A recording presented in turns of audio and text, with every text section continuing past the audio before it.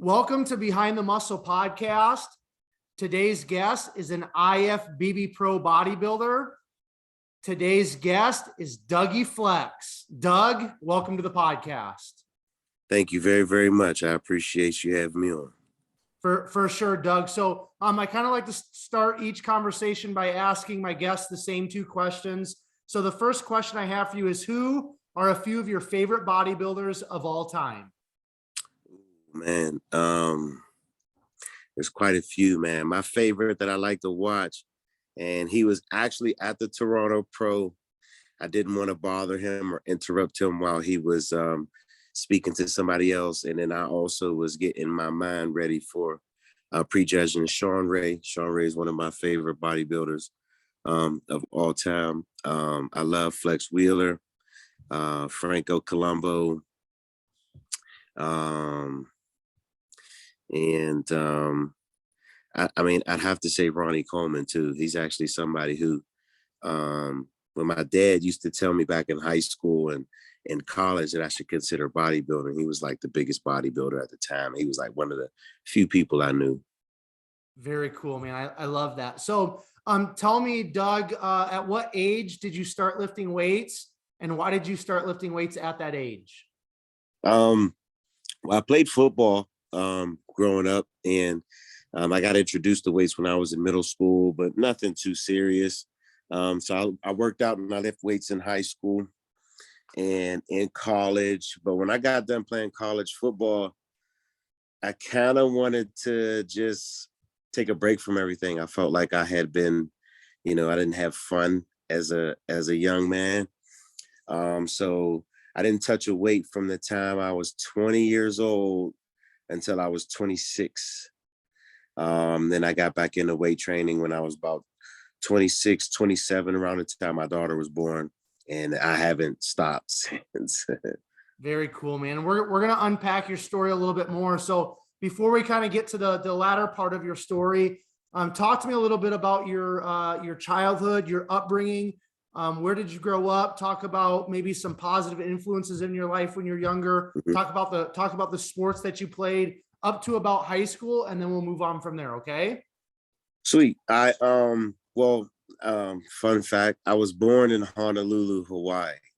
My dad was in the military. He was in the Air Force. He was stationed in Hawaii. So I was born there. I was a military baby. So I don't remember too much about Honolulu because we moved from there when I was about 2. Then we lived in Cheyenne, Wyoming for about 3 years. And then we moved to Fort Worth, Texas. I remember Texas. I was in Texas for about another good 3 years. And then we moved back to Pittsburgh when I was about 7, 8 years old. And been in Pittsburgh ever since. Early childhood, really, I would say really good. If we were poor, my parents did a really good job not letting us know those kind of things. I grew up with my dad and my mom. They both split when I was in, I want to say 5th grade. They got back together when I was in 8th, and then they ended up splitting up again when I was 10. But both my parents did really well raising me and my sister. I also have a few other siblings. My mom's a nurse. My dad was in the military, and he also worked for Port Authority, which is like city bus driving here in Pittsburgh. And as far as sports go, man, I started playing sports when I was about 4 years old. I started playing soccer. I played baseball, and I did karate. I was actually really good in karate. I was ranked in the country as a 5 and 6 year old. It's funny, right? I just was talking to my dad. I remember my first tournament. I was 7 years old, and I remember taking 3rd place in katas. I didn't place in sparring, and I didn't place in board breaking.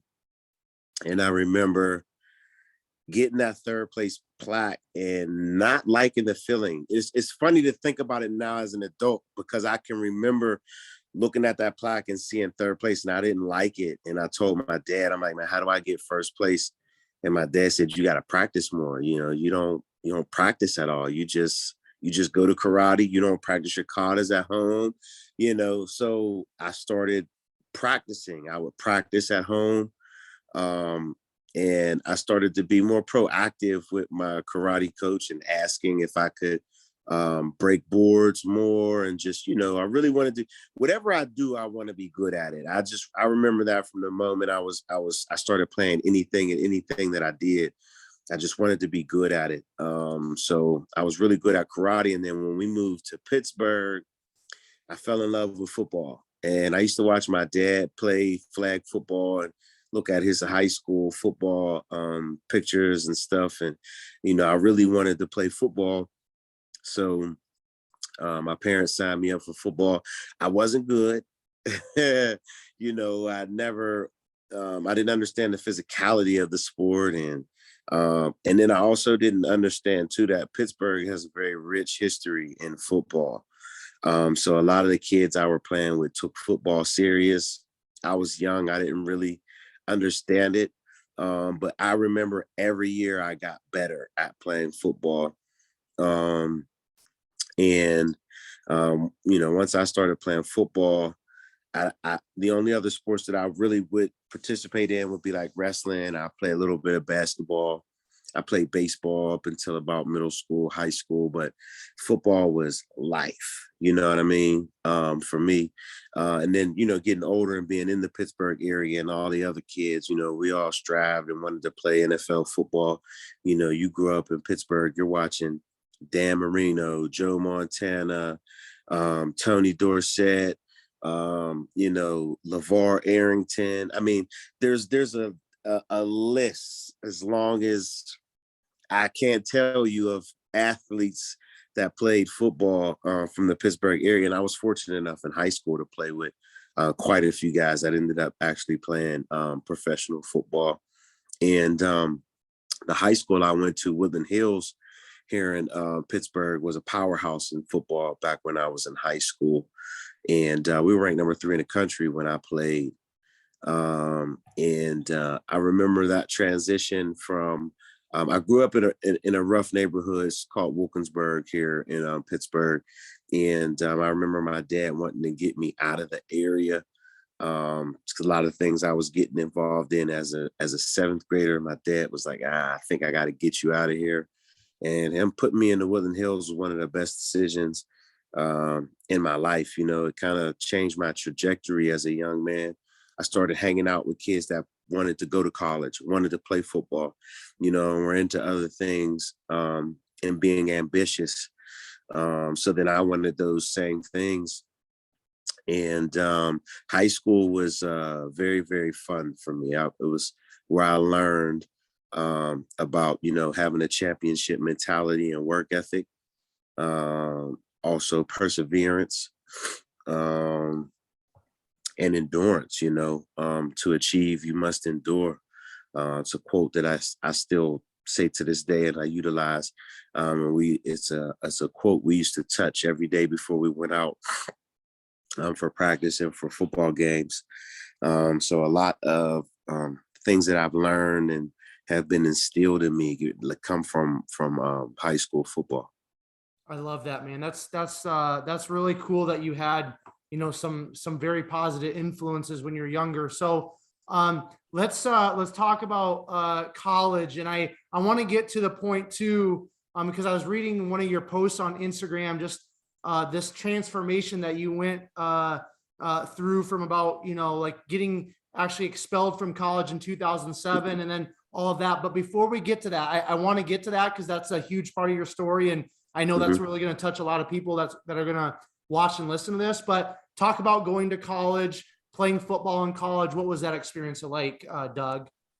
I was very interesting, man. I was excited to go to college. My dad didn't go to college. He went to the military. And my mom went to college as an adult. So she didn't really have that college experience like I did. I was one of the first people in my family to go from high school into college. I went to a small school called Till College. I had some opportunities for some other schools, but you ever hear that saying, you wish you knew then what you know now? I wish I knew then what I know now, because Some of the opportunities that I did have, I passed up on because I didn't understand football recruiting.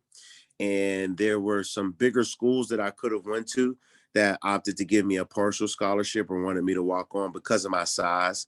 And I took that as a slap in the face, like they didn't really want me, but I didn't understand that, the business part of college, they're not going to give me a scholarship. I'm 5'6", 185 pounds playing fullback. And, you got a kid that's 6'2", 6'3", 240 pounds. He's going to get that scholarship over me. So I opted to go to a smaller school. And I'll never forget Coach Junko. He was one of the coaches for Pitt. He told me, he said, if you go to a smaller school, you're going to start. Everything's going to be so easy. And that's exactly what happened, man. I went to a smaller school. I made a huge impact. The first day we put on pads. I trained hard though that summer because, like I said, when I set my mind to something and I want to really be good at it, that's the only thing I know how to do, man. That's how my dad and my mom raised me. If I worked at McDonald's and I was flipping burgers, I'd be the best burger flipper there. You know what I mean?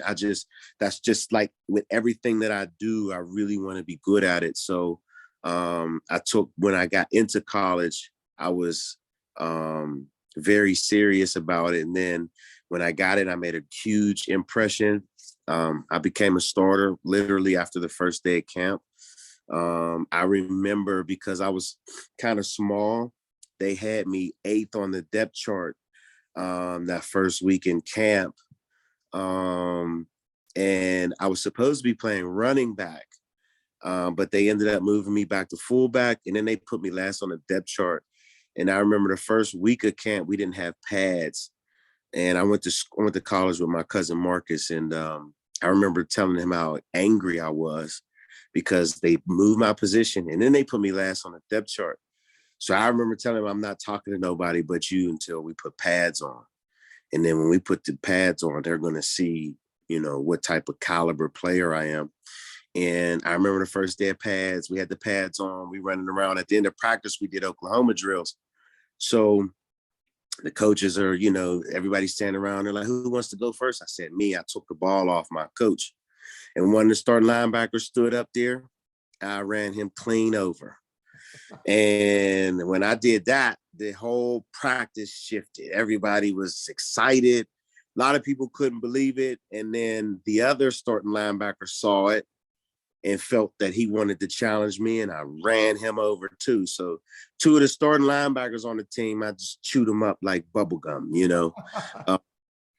and we had an All-American linebacker. His name was Dante Darby. He was getting NFL recruits, and he was a big, solid guy. So when he stood up and he said, "I'm next," and I kind of got a little scared. I'm 18 years old, and in college, you're playing with grown men, and he was about 22, 23 years old at the time. And he was a stud. So I knew it wasn't going to be an easy task, but I knew that I just had to give it all I got and just run into him as hard as I could. And the first time we both collided, and we both fell to the side. And because he didn't kill me, I was excited. And I was like, oh, it didn't hurt that bad, And he was mad because he didn't knock me backwards. So he's like, let's go again. So we went again. We both collided, and we both fell down to the side again. And I remember after that practice, he came over to me. He patted my helmet. He said, "Good job. You're a good player." All the coaches were excited. That next day, I went from 8th to 1st on the depth chart. I didn't know a play. I didn't know the coaches were telling me the plays the next day. And I just was very determined after that point to prove myself. And then when I was in college, my dad used to tell me I should consider bodybuilding. I used to be like, man, I ain't getting into bodybuilding. It was like the furthest thing from my mind. But the college experience was great. I wish I had taken it serious the entire time because, as you know, I ended up getting into some troubles up there. Once I became a starter, I kind of got lax a little bit. I got beside myself. I got big headed. I didn't think I had to work as hard. And I wasn't being challenged anymore.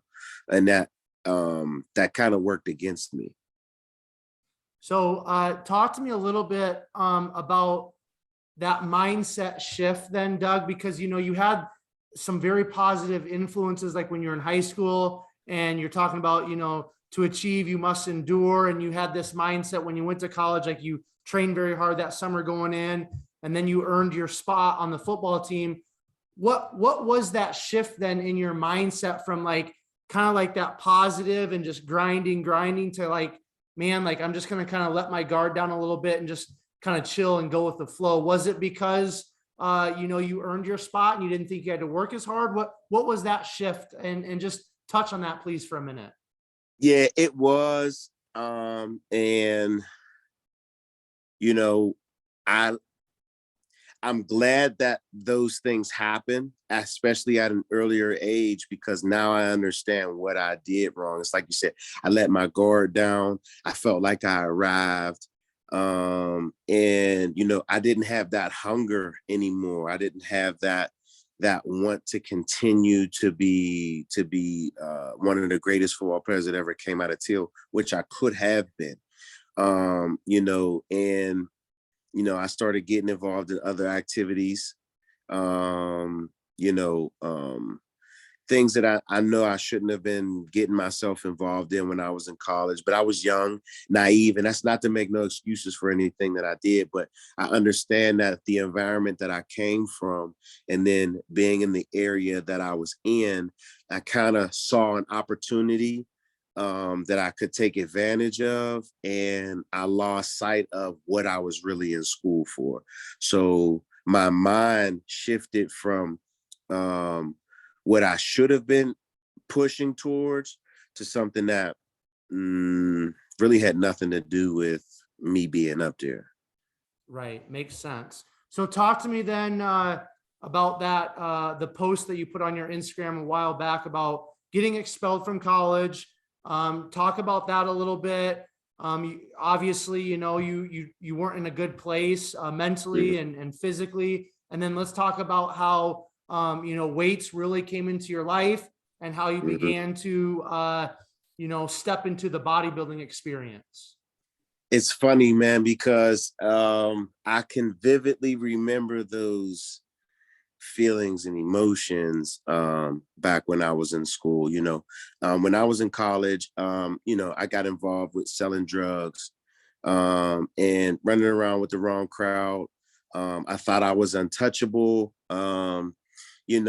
Doing things I just didn't have no business. And I was a good football player. I was also a good student. And it was my behaviors outside of school that caught up to me. In my last year in college, I caught a few cases. I caught an assault case. I got into a fight with a guy at a bar. Then I got caught in a drug sting. And then when I got caught in the drug sting, that was the first time I got kicked out of school because I caught federal charges off of that. I'll never forget the October 21st, 2006. It was the first time I had been to jail. And that was an eye opener for me. You hear all of the stories but being in it is something totally different. When your freedom is taken from you, that's a very humbling experience. When I talk to Seth and I talk to a lot of people, they always say, you're so humble. Sometimes people say that I'm a little too humble, but the reason for that is life humbled me, man. And I realized that things can be taken from you just like that. We're not promised tomorrow. And, going through those experiences and going to jail. I remember one night I was so hungry. It was 9 o'clock at night. And I couldn't just go to Burger King or I couldn't just go to the grocery store or the gas station. And I had to wait until 5 o'clock in the morning to get cold cereal and, whatever else they were giving us. And I did not like that. And I also knew that that wasn't a place where I was supposed to be. Being in jail, unfortunately, some people need that. Some people need to be in a place like that. But I knew that I shouldn't be in a place like that. And it was due to my bad decisions. So after I caught that case, my buddy that I was with basically took all of the charges. And through the grace of God, my lawyer that I had was able to work out a deal where all of my charges got dropped. And I was actually let back into school, and I finished that fall semester. But then when I came back, I had a lot of attention on me. So and then there was a kid on campus who was working with the police, and I still was smoking weed, and I would sell weed to people who I knew and things of that nature. So this new kid on campus was brought around me, and told the local police up there that I had marijuana. And I remember them busting in my townhouse at gunpoint and taking me to jail. And then I caught another case with that, a possession case, and I didn't get kicked out of school for that. They actually let that go.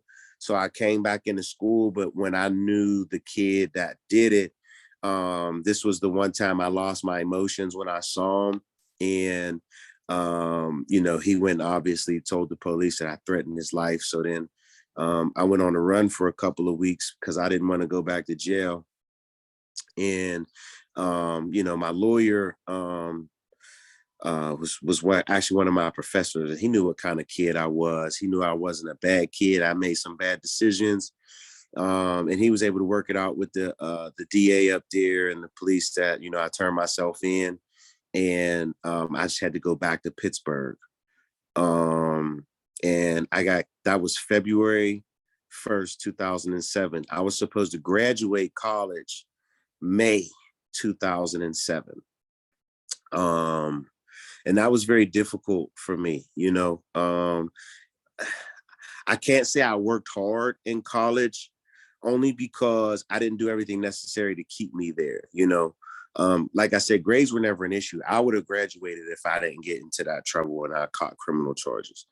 And then, being a disappointment to my parents, I felt like I let a lot of people down. At that time too, I had a son. My son was born in August, and then I start catching. My son was born in August, went to jail first time September, October, then January and February. It was like the wildest end of my year of my life, and it's funny because at the time I just couldn't understand why these things were happening to me.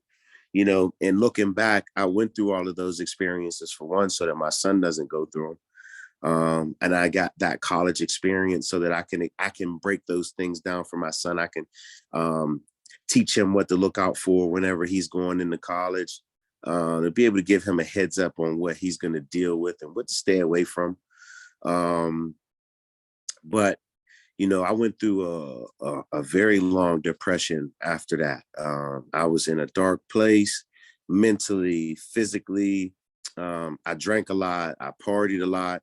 I ate a lot, and I developed a habit of making people think that I was better than I really was, buying things I couldn't afford, just trying to live a lifestyle that really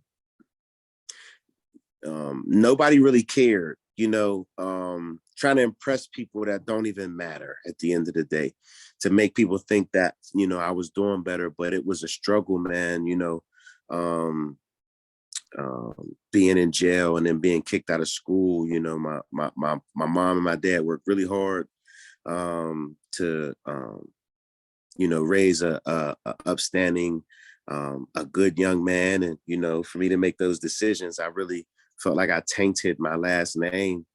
And I was in that depression from 2007 till about 2010, when I found out my daughter was going to have my second child.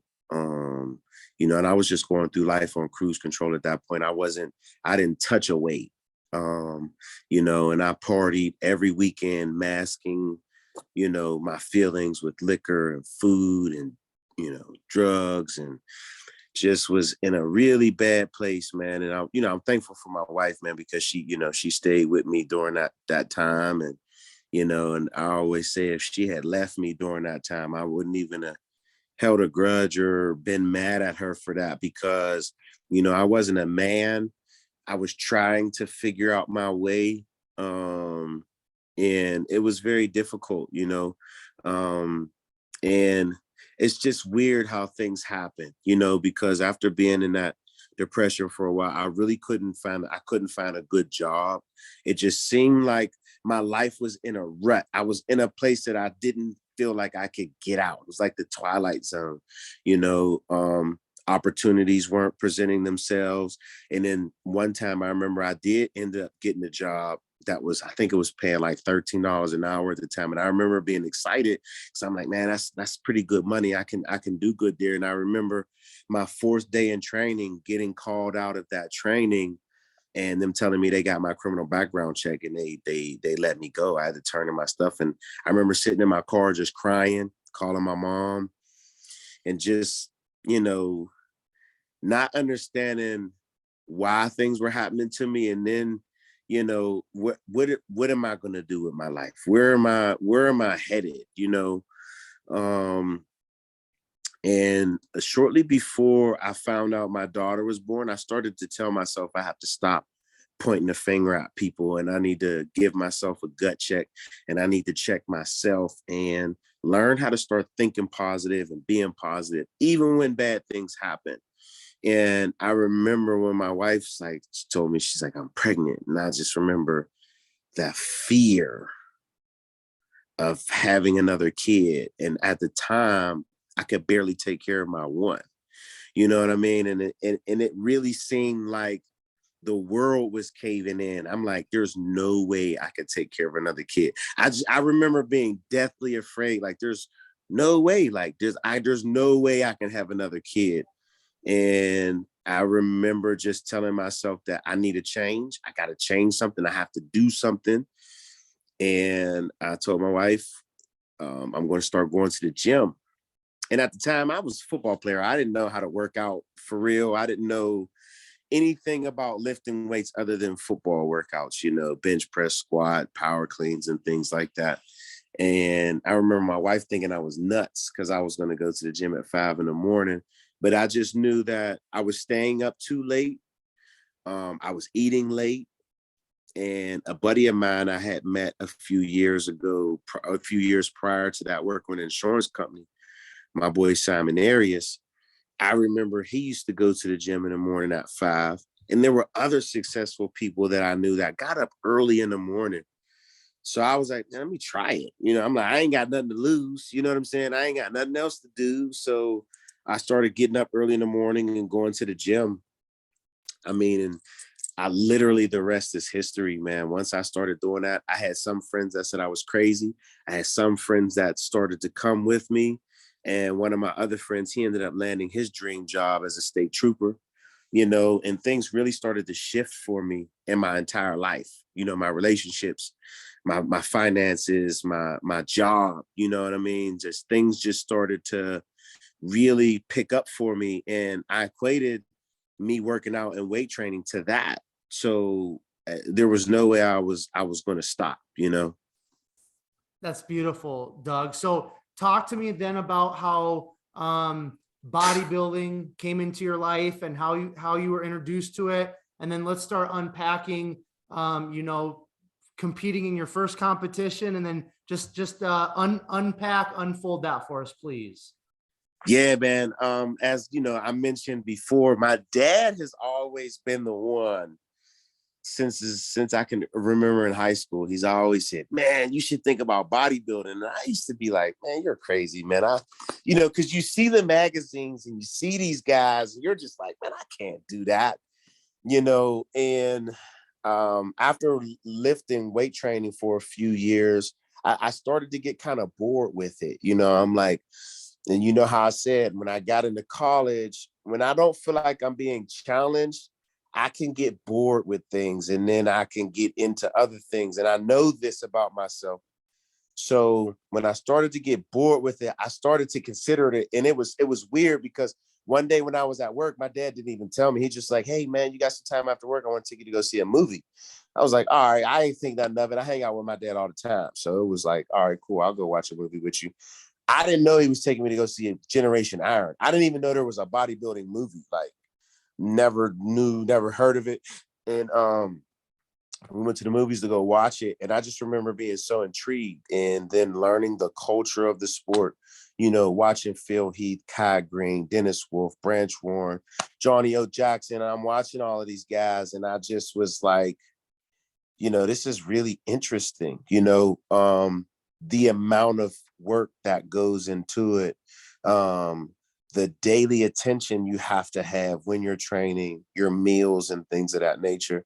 And I just remember after watching that movie, I got a feeling in my body that said, give it a shot, you know, see what you can do. And I was like, I listened to that voice inside of me. And I remember looking at my dad, I was like, man, I thought I'm gonna give it a shot. I'm gonna try a bodybuilding competition. And a guy that I worked with used to compete years ago. He's also a fellow driver. And I remember asking him if he would help train me, because I didn't know the first thing about training really at that time. Like I could lift weights at that point. But when I started bodybuilding, that was when I learned training. So my first bodybuilding competition, I didn't have a coach. I just wanted to do it. You know, I wanted abs.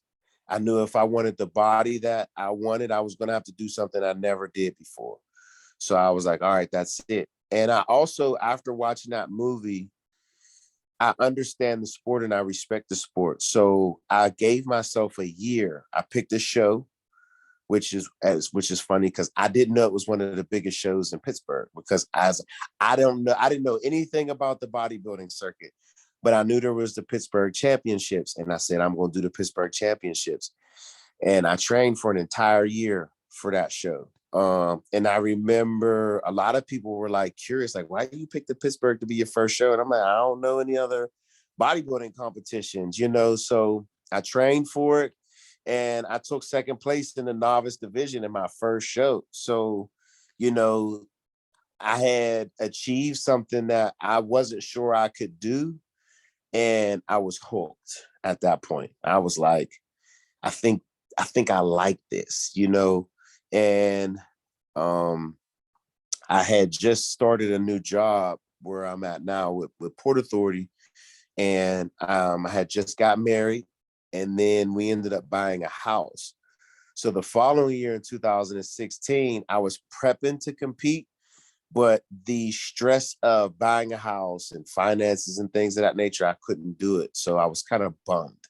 And then I was questioning myself if I would ever get on stage again, which is funny because I remember saying that, like, you'll probably never do it again. You know, most people do like one, maybe two shows, and then they're done. So I was like, I dedicated myself. I said, no, I'm gonna compete in 2017. I'm gonna do it again.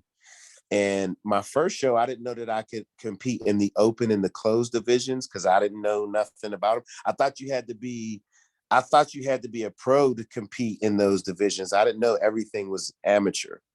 So in 2017, when I signed up to do it again, I signed up for the open and the close. And I took second place in the open and I took third in the close. And I just remember looking around at everybody and saying that I knew if I took it more serious, I could get better at it. And I wanted to. And I wanted to see what I could do in the sport of bodybuilding if I took it serious. And then that was when I got a coach. And then when I got a coach and I got my coach, Morgan Rice, shout out to Morgan Rice, the rest is definitely history at that point, man, because then I really started to learn the importance of nutrition. I really started to learn the importance of rest and recovery. And then he also taught me the importance of training with intensity and training with a purpose. And, you know, being real strategic with your planning and things that you do when you pick shows and, you know, just how you go about your day, man. So it was really cool, man, when I met Morgan, because he really changed my life. And it's funny because at the time He was not a popular coach, and a lot of people didn't like his style. They said he was too mean, he pushes you too hard. That intrigued me. My favorite football coaches were the mean ones because I knew they weren't mean and it wasn't anything personal. You know, I knew if they were riding you and they were hollering at you, they saw potential in you. You ain't living up to the potential.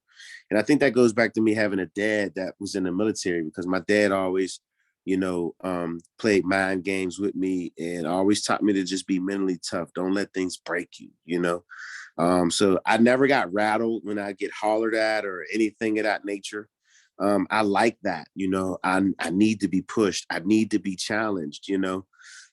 So when I got with him, and I'll never forget my first training session with him, man, it was intense. You know what I mean? That was when I learned, like, okay, I thought I trained hard, but I'm not training as hard as I can. You know what I mean? So,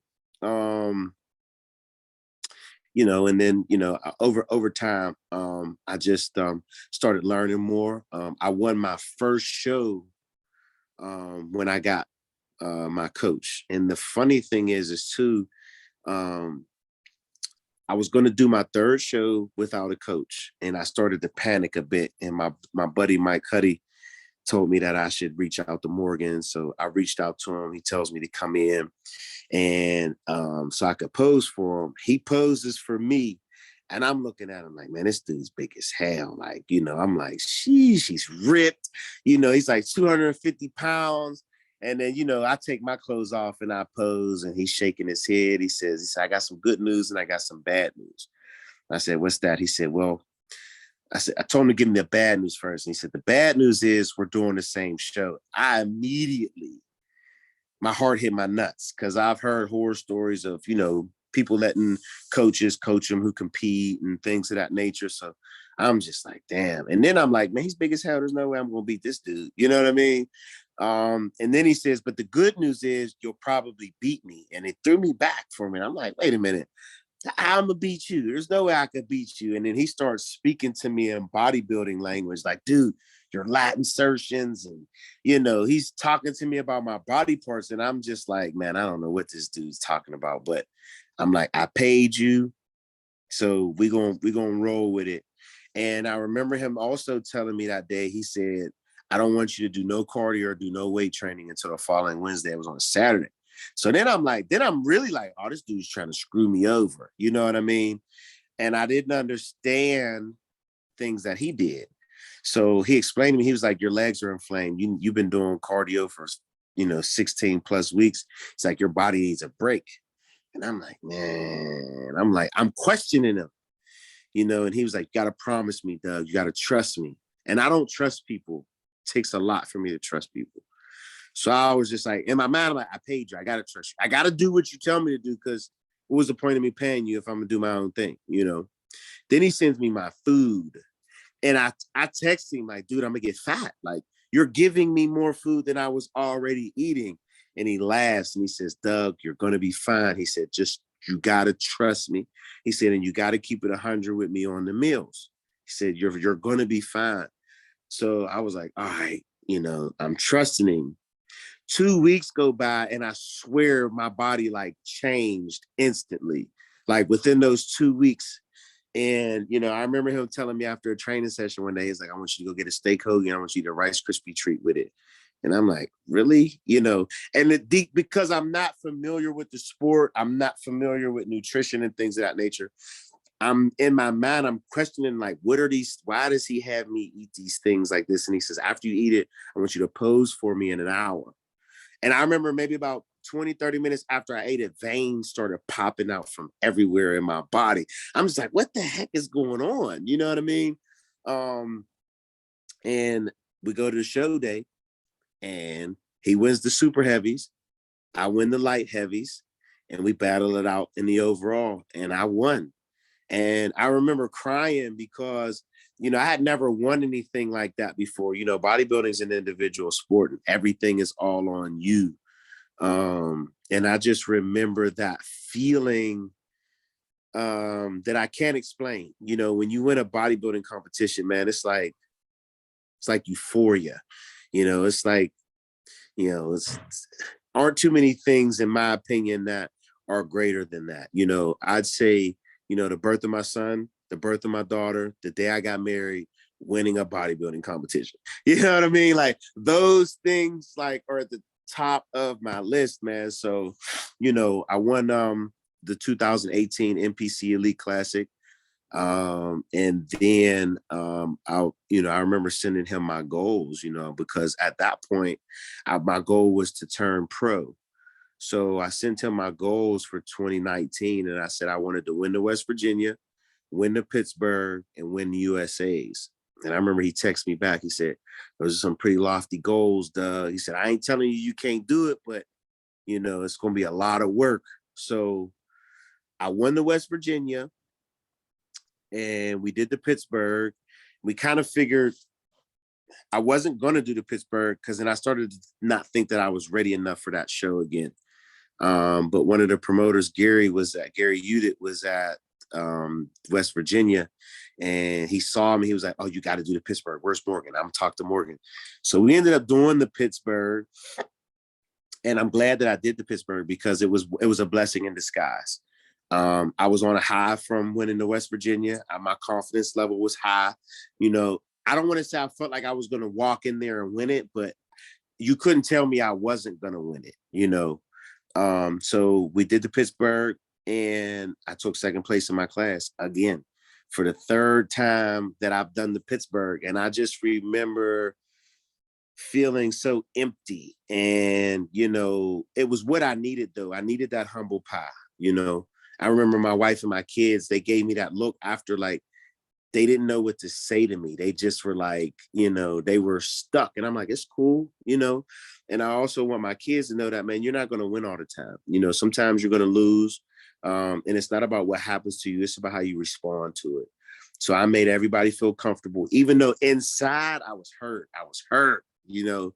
But the guy I lost to ended up going on and winning his pro card. So that made me feel good. I'm like, I lost to somebody who went and got his pro card. Can't feel bad about that. But there were areas in my body that I knew I needed to work on. I needed to taper down my waist. I needed to bring up my legs a little bit and my back. So that was my focus going into 2020.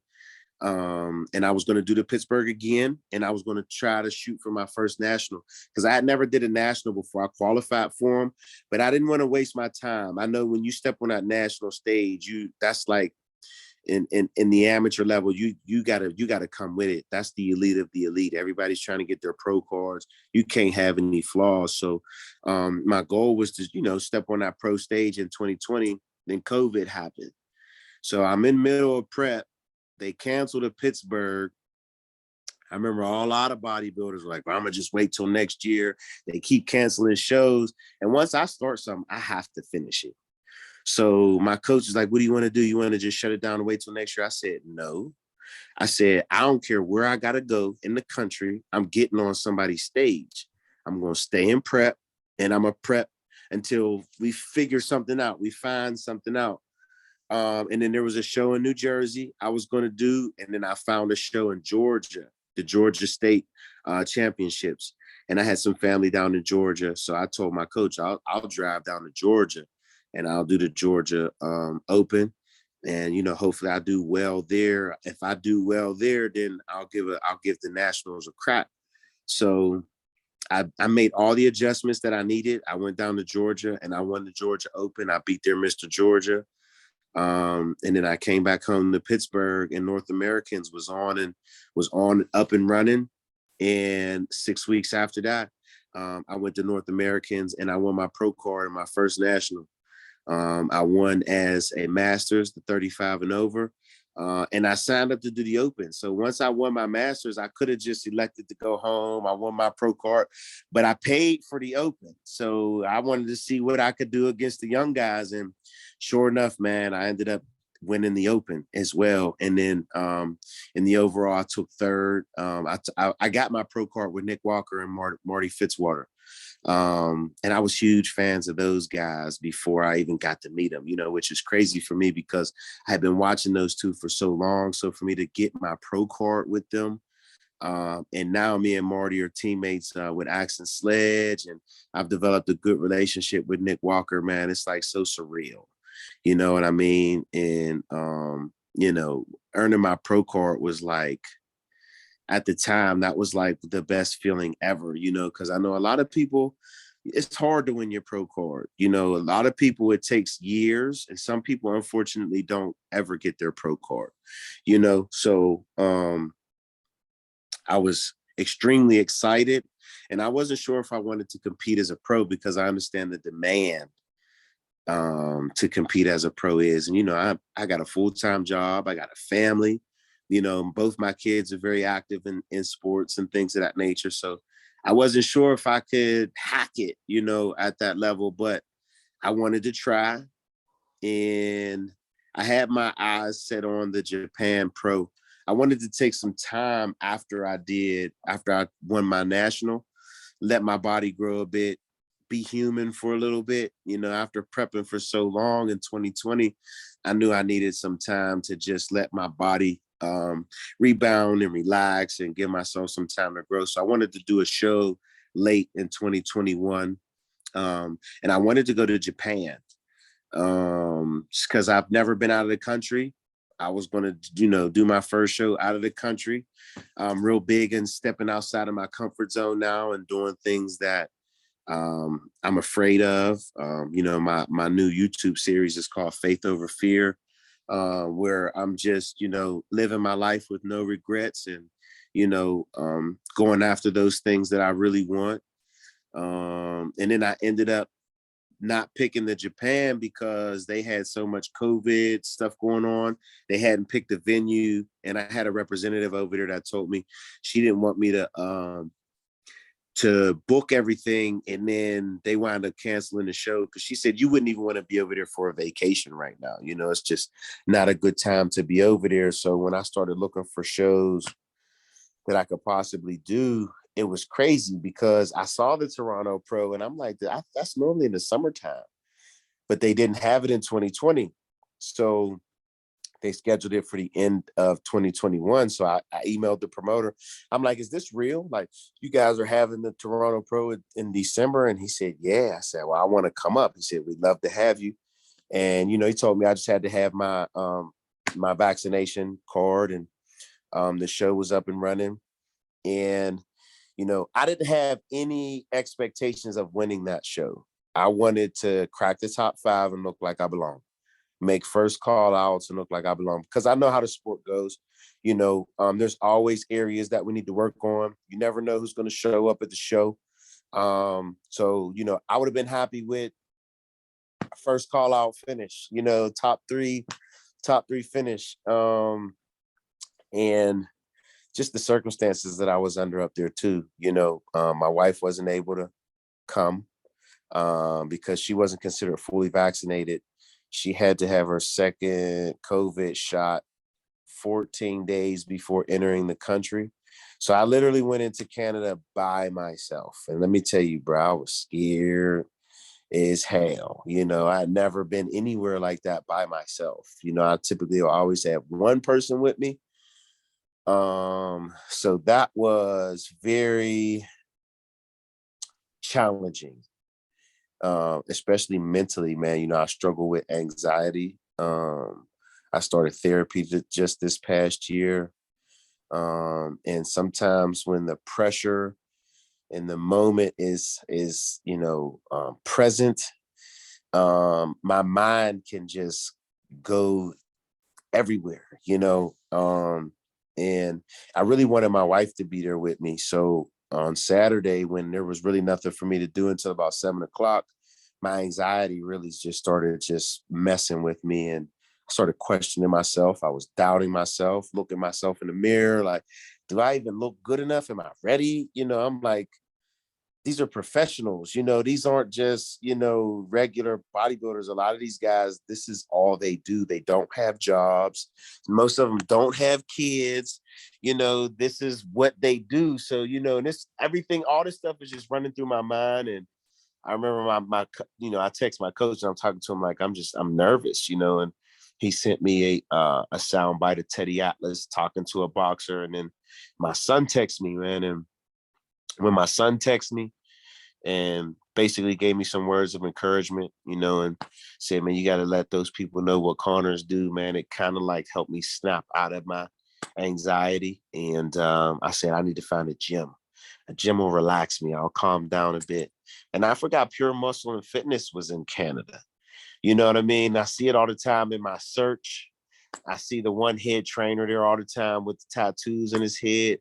So I was like, oh, let me see how far this is from my hotel. It was 30 minutes, man. I hopped in the truck and I went to that gym. And ironically, I got to end up meeting the muscle doc, which was incredible. You know, I worked out, looked at myself in the mirror, man. I felt like I looked pretty good. And getting the opportunity to talk to Jordan was incredible, man, because I'm a huge fan of his, you know. He was very gracious to me, spoke some very positive, kind words to me, told me I was his new favorite 212 and, you know, shared me on his Instagram. And, you know, it gave me that confidence booster that I needed to have to go into the show with the right mentality to compete. You know, not everybody's familiar with David Henry, but I'm very familiar with David Henry. And when I saw he was doing the show after he just won a show 2 weeks prior to that, I'm like, fuck, you know what I mean? I'm like, David Henry's up here. I'm like, you know, I mean, and then the guy, Adolphus, they had the hometown guy who was pretty much slotted to win. You know, everybody felt like that was his show to win. And he looked amazing too. I remember when I saw him backstage, he took his clothes off. I'm like, oh, he's big.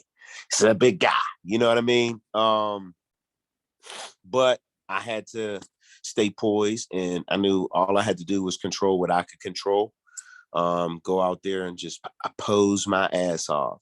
You know what I mean? And you know, and I said if they move me in the line and they put me towards the middle, just do my best to stick my poses and hold them, and you know, see how the cookie crumble, man. And I was fortunate enough to come away with that win and punch my ticket to the O, which is still unbelievable, you know, because that's for anybody who competes as a bodybuilder, that's the ultimate goal. It's the Super Bowl of bodybuilding.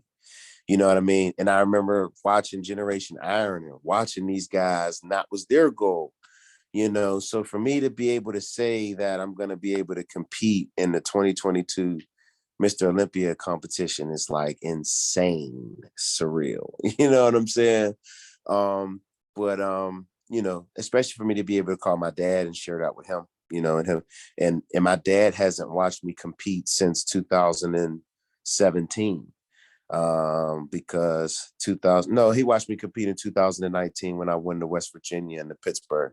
So that was the last time, because in 2020 he didn't get to come down to Georgia, and at North Americans they didn't have any viewers, so wasn't nobody allowed to come watch us because of COVID. And my dad just moved to Florida, so he wasn't able to come to Canada to come watch me, man. So, you know, now he'll be able to come and watch me on the biggest stage, compete next year at the O, man. And I'm excited, man. I just, you know, I can't believe the way everything turned out, man, especially, like I said, with the circumstances that I was under in Canada, you know, being totally alone in my first pro show. Nobody knew me backstage. You know, everybody for the most part knew each other. Everybody was from some part of Canada, or was a popular bodybuilder, and everybody knew who they were. And, you know, by the end of that show, everybody knew who I was, and that was a good feeling, you know. But it's still amazing how I was able to pull that off by myself, you know. And it was my professional debut, man. I think that was just crazy, man. You know, it's you know, to win a professional competition, you know, that's a huge accomplishment for me. It's awesome, man. I think it's you know, it's a beautiful story. The story still has a lot of chapters to be written, but it's a testament to you know, to achieve you must endure, right? I mean, that quote that you post on your you know, Instagram all the time, that's been a part of your life since you were in high school. It just it's coming to fruition, right? Yes. I just think it's so so powerful and so beautiful. I want to be respectful of your time. Doug, there's a couple things I want to ask you about, and then we'll close it out. Now, you brought up anxiety. That's something that I've struggled with for a lot of years. I know that's something that a lot of people, whether they're athletes or not, struggle with. And you said you just recently started going to counseling therapy. Talk to me about, you know, how you've been able to work through that, and what are some of the tools that you use to manage that anxiety, you know, as an adult, as a professional athlete? Oh man. First and foremost, recognizing it. You know, I think that sometimes, like, as a young adult, I didn't know what it was. I knew there were moments that would happen, and I would start sweating, and you know, I would get hot. You know, and I remember I had an anxiety attack in college, and I was taken to the hospital. My whole body just cramped up. You know what I mean? And I didn't know what it was. I just knew that sometimes things would happen, and you know, I would be under pressure, and I just would get these feelings that I really couldn't describe. And when I started counseling earlier this year, my therapist is like, oh my God, she's amazing. What she taught me is to face my fears, and although it's hard, but things that I'm afraid of, and recognizing my triggers. You know, we all have triggers, and we all have traumas, and we all have childhood traumas that a lot of us deal with. Some things we bury really deep, you know, and you know, sometimes, unfortunately, we deal with things as kids and we don't know how to express ourselves. Sometimes we're embarrassed. We don't know if we should tell our parents. And those things have a major, major effect on us, and in our adulthood, if we're not able to address those issues and we're not able to deal with them. And you know, college for me was actually a trigger and a trauma that I went through that I didn't recognize. And just this past summer, I ended up taking my son up to my college, and that was the first time I had been there in 15 years. I was really afraid to go. Like, you know, a lot of my friends would always ask me every year, "You coming back for homecoming?" And I would always tell them, "No, I was just too afraid." And it was very empowering when I went up there, because the last time my son had been up there, I had just got out of jail, and my mom brought him up there.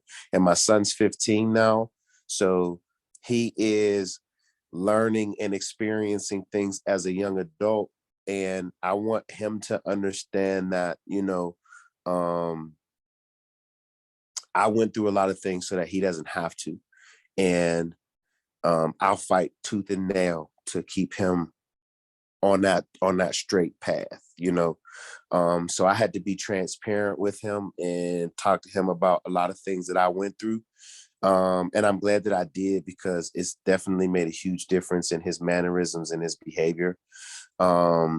And therapy has just helped me across the board in everything, man, because dealing with anxiety is very tough, you know.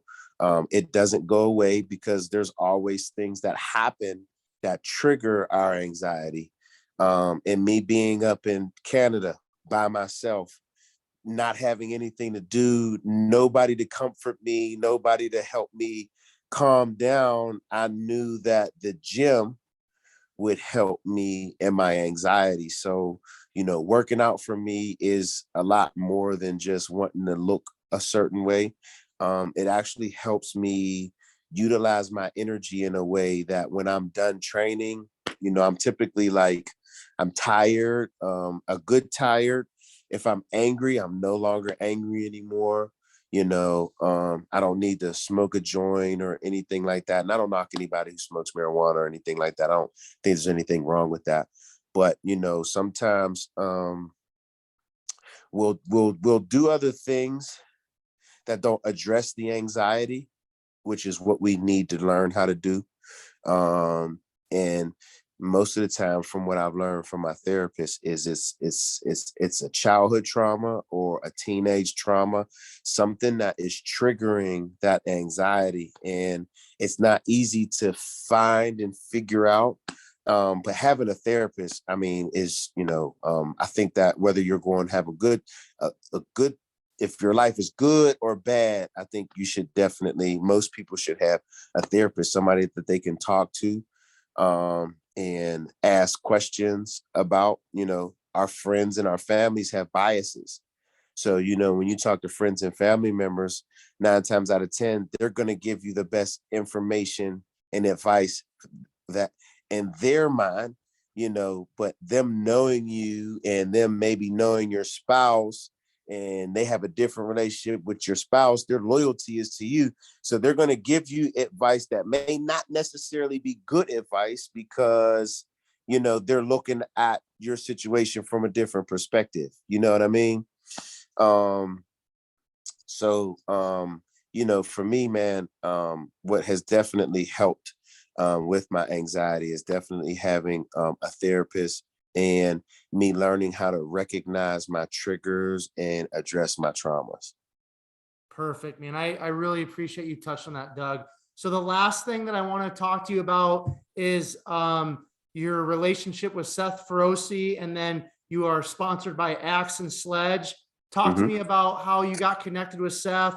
Talk to me about that relationship of being, an athlete for Axe and Sledge.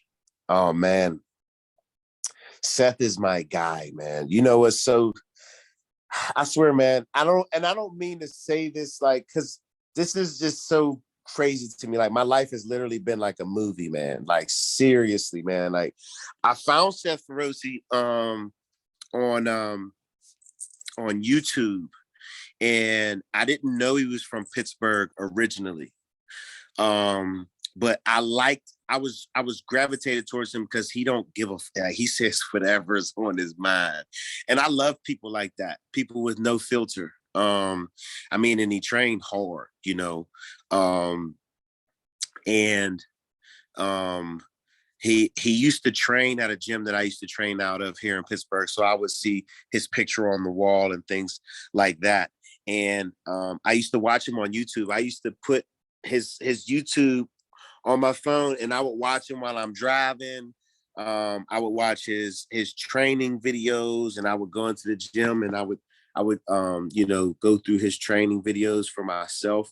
And I remember the first time I met him, I was with the company called AMN, which is actually like the sister company right now to Axe and Sledge. And I remember him coming out of the office, and I was like starstruck, you know what I mean? And the owner was like, "Say hi, Doug." And I'm like, "Hey, how you doing?" Shook his hand, and he was very, very polite, very humble. He talked to me for a minute, and, I just told him I was a huge fan, and it was, nice to meet him. And not too long after that, he started to follow me on Instagram. And I got a call.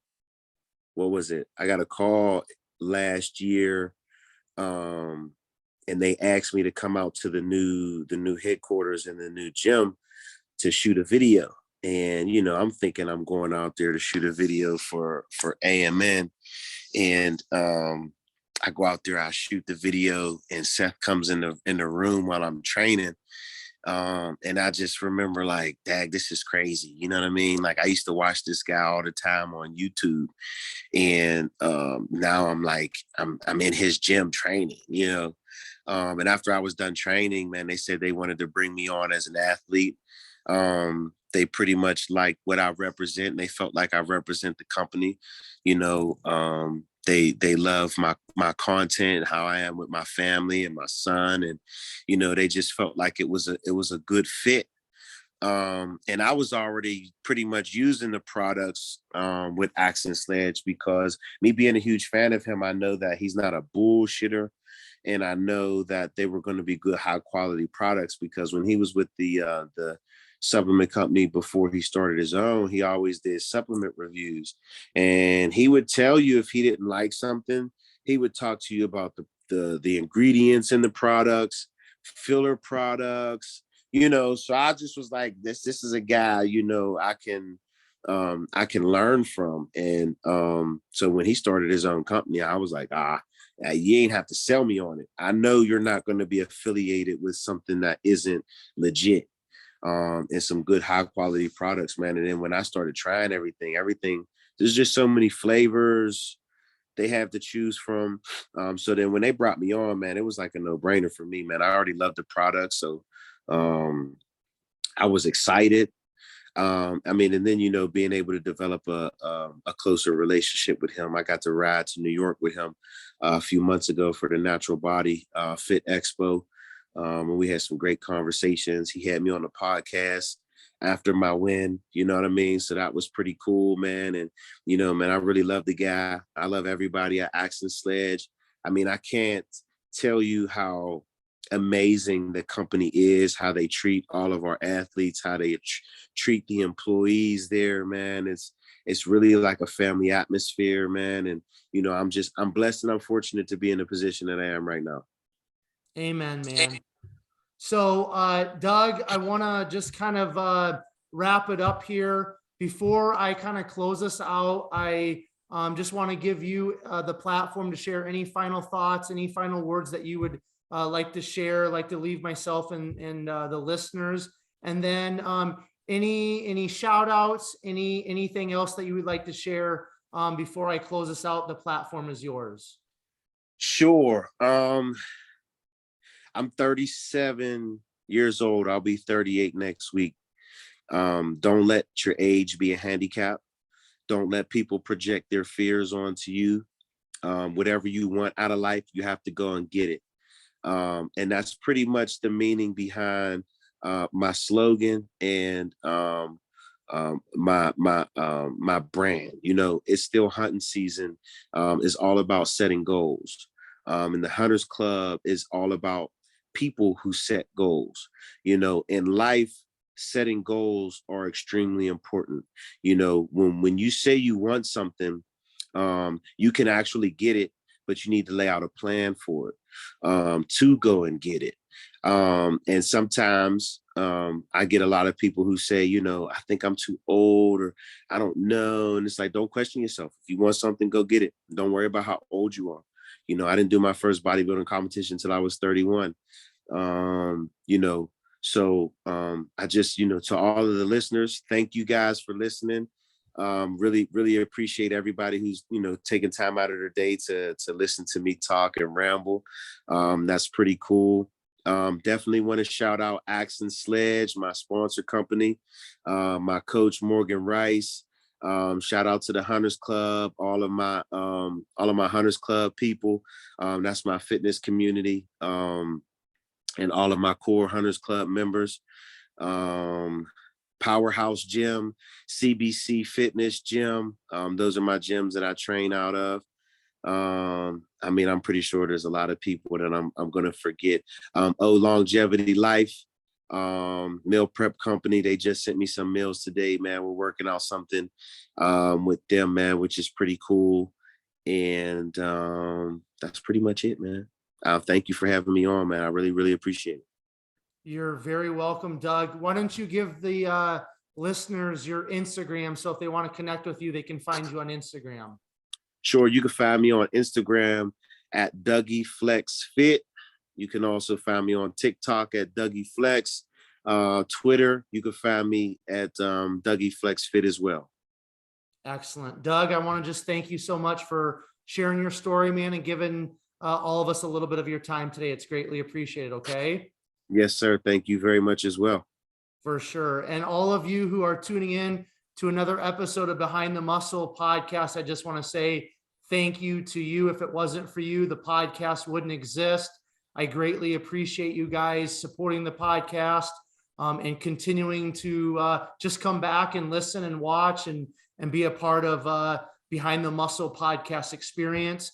Just quickly, as we wrap up this conversation with Doug, a few things I would ask of all of you. First of all, if you haven't done so already, make sure on YouTube you hit the subscribe button. That's really important because I'm releasing 4, 5, 6, 7, 8 plus episodes a week. And if you want to stay on top of all of the episodes, I release them first on YouTube. So if you want to stay connected to everything current with Behind the Muscle podcast, make sure you have subscribed to the YouTube channel. Also, please hit the like button on YouTube and leave us a comment in the comment section. I love getting the comments. I love getting the feedback from all of you listeners and viewers.